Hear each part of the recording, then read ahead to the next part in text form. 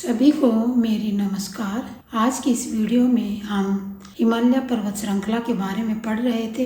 कल भी मैंने एक वीडियो बनाई थी, आज फिर से एक वीडियो और बनाई है और 2 वीडियो शायद और बनेगी, क्योंकि हिमालय पर्वत के बारे में संक्षेप में समझाना पड़ेगा उसको। तो आगे आओ हम समझते हैं। यहाँ पर जो हिमालय पर्वत श्रेणी है वो कल भी मैंने बताया था भी, जो काराकोरम पर्वत श्रृंखला है वो यहाँ पर है।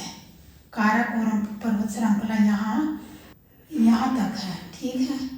तो यहाँ पर हमारा कैलाश पर्वत है। यहाँ पर कौन सा पर्वत है? यहाँ पर कैलाश रेंज है, कैलाश रेंज है, ठीक है। यहीं पर मानसरोवर झील है जहाँ से सिंधु नदी निकलेगी। ये जो कैलाश पर्वत है ये चीन में पड़ता है, चीन तिब्बत में पड़ता है, तिब्बत में। और जो ये लद्दाख श्रेणी है, जो ये लद्दाख श्रेणी है ये एकदम शुष्क श्रेणी है। और यहाँ पर पहाड़ बिल्कुल सूखे ऊर्ध्वाकार एवं जिस प्रकार से एक प्रकार का ये पठार ही है, पठार है, क्योंकि यहाँ पर वनस्पति तो होती ही नहीं और ना के बराबर है। आप लोगों ने अब थोड़े दिन पहले देखा होगा सोनू वांगचुक, जो वहाँ पर जो हमारे फौजी भाई हैं उनके लिए कैंप का इस्तेमाल करते थे या कैंप बनाते थे उनके लिए, तो वो लद्दाख में ही है। लद्दाख में बर्फ़ में फौजियों को बहुत दिक्कत होती थी, इसलिए उसने उनकी मदद करने के लिए लद्दाख में कैंप बनाए ताकि वो उसमें सुरक्षित रह सके, ठंड से बच सके। तो ये वही है लद्दाख। तो यहाँ पर 2 झीलें हैं जो खारे पानी की हैं, मीठे पानी की नहीं है, खारे पानी की झीलें हैं लद्दाख में 2। और वो दोनों झीलों का नाम है झील पेंगोंग तसो और दूसरी झील का नाम है तसो मोरारी। क्या नाम है? तसो मोरारी। तो ये तो हो गया हमारे लद्दाख का। अब हम पर्वतों के बारे में तो पढ़ ही रहे थे। ये हमारी जास्कर श्रृंखला है, जास्कर पर्वत श्रृंखला मैंने कल भी बताया था इसमें। तो जास्कर पर्वत श्रृंखला इन्हीं के बीच से जो सिंधु नदी है वो निकल कर यहाँ मानसरोवर झील से निकलेगी। मानसरोवर झील से निकलकर यह नदी यहाँ डेमचोक नाम का एक स्थान है, यहाँ जाएगी और यहाँ से ले जाएगी। ले से जम्मू होते हुए इस तरह पाकिस्तान में होते हुए अरब सागर में आकर गिरेगी, जिसकी लंबाई दूसरी वीडियो बनाएंगे जो नदियों के बारे में हम बताएंगे, तो उसमें बताएंगे हम इसकी लंबाई कितनी है। तो आगे हम सब देखते हैं। यहाँ पर पीर पंजाल रेंज है, ये हमारी पीर पंजाल रेंज है। कौन सी? पीर पंजाल, ठीक है, पीर पंजाल रेंज है ये। और ये हिमाचल जो हमारा प्रदेश है, हिमाचल, पीर पंजाल रेंज है वो जम्मू कश्मीर के दक्षिण भागों में है।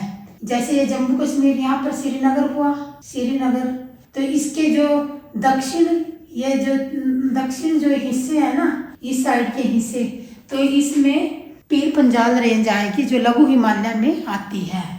और इसके बाद धौलाधार रेंज होगी। धौलाधार कहाँ? ये हमारा हिमाचल प्रदेश है। हिमाचल प्रदेश में धौलाधार रेंज यानी पहाड़ होंगे, धौलाधार पहाड़, ठीक है। इसके बाद हम मैसूर पहाड़ों के बारे में बात करते हैं। मैसूरी की पहाड़ियाँ आपने कई बार देखा होगा फिल्मों आदि में भी कि मैसूर जाएंगे, इस तरह की। तो ये मैसूरी पहाड़ यहाँ उत्तराखंड में है। कहाँ? उत्तराखंड में, उत्तराखंड में, ठीक है, उत्तराखंड में। और फिर एक महाभारत पहाड़ वो नेपाल में है, महाभारत नेपाल में। अब मैंने कल भी बताया था कि भाई जो गाडविन ऑस्टिन जो K2 चोटी है वो यहाँ पर है। यहाँ पर ये चोटी आएगी जो भारत में सबसे चोटी है। और इधर जो माउंट एवरेस्ट है वो यहाँ नेपाल में आएगी। कहाँ पर? नेपाल में। ठीक है, माउंट एवरेस्ट नेपाल में और कंचनजंगा यहाँ सिक्किम के पास। ठीक है, यहाँ पर। तो अब आगे हम समझते हैं वो लघु हिमालय के बारे में। हमने यहाँ इधर आपको बताया। अब महान हिमालय के बारे में बताते हैं। महान हिमालय जो है ब्रह्मपुत्र नदी और सिंधु नदी के बीच की जो घाटी है वहाँ को हमारा महान हिमालय आता है। तो ब्रह्मपुत्र नदी कहाँ से? जैसे मैंने अभी ये मानसरोवर झील बताई थी यहाँ पर तिब्बत में। ठीक है, यहाँ से तो सिंधु नदी के बारे में बताया था। तो ठीक यहीं से दक्षिण ढलानों से ब्रह्मपुत्र नदी आएगी। तिब्बत से निकल कर ये इस तरह आती हुई अरुणाचल के रास्ते यहाँ असम में आते हुए बांग्लादेश में प्रवेश करेगी और फिर इस प्रकार बंगाल की खाड़ी में गिर जाती है, यहाँ समाप्त हो जाती है। फिर हम बात करते हैं जो ये महान हिमालय है इसकी चौड़ाई कितनी है। तो इसकी जो चौड़ाई है, लंबाई तो है 6000 मीटर एवं चौड़ाई है 100 से 200 किलोमीटर। ठीक है, इसमें बहुत ही गहरी घाटियां हैं एवं ऊर्ध्वाकार एवं खड़ी चट्टानें हैं। ऊर्ध्वाकार एवं खड़ी चट्टानें हैं। और जल निकासी, मतलब जैसे जल वहाँ खड़ा नहीं होता, वो नीचे को अपने आप ही चला आता है। नीचे को जल अपने आप ही चला आता है।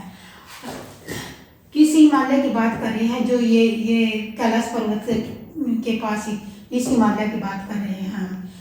इस श्रेणी की उत्तर की ओर साधारण एवं कोमल जो ढलाने हैं, लेकिन दक्षिण में आते यानी इधर दक्षिण में आते वो बहुत ही कठोर हो जाती है।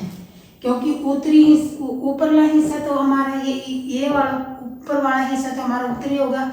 जो नीचे को आएंगे तो वो तीव्र ढलाने हो जाएंगी। कैसी ढलाने हो जाएंगी? तीव्र ढलाने हो जाएंगी। इसके बाद हम पढ़ते हैं कि ग्लेशियर किसे कहते हैं? हम ग्लेशियर हम उसे कहते हैं जो ये पानी इकट्ठा होता है। जैसे मानसरोवर झील में पानी कहाँ से आता है? तो ये बर्फ के पिघलने से पानी इकट्ठा होता है। और जब सूर्य की गर्मी से या हवा से या पानी से किसी भी प्रकार से जो पानी इकट्ठा होता है, जैसे कि मानसरोवर झील में, ये सिर्फ उदाहरण के लिए बता रही हूँ, तो वो पानी की निकासी जो होती है तो वो जो बर्फ़ के बड़े बड़े पहाड़ हैं वो पिघल कर ही पानी बनता है और वो इन नदियों का रूप धारण कर लेता है। ये ग्लेशियर कौन से हैं इसमें? एक तो है रोंगबुक ग्लेशियर, गंगोत्री एवं जम्बू। 3-4 ग्लेशियर हैं, और भी होंगे छोटे छोटे से, लेकिन ग्लेशियर बहुत ज़्यादा है इसमें। आगे हम दूसरी वीडियो में समझते हैं। तब तक के लिए धन्यवाद। Take care, tata. सभी को बाय बाय। जय हिंद, जय भारत।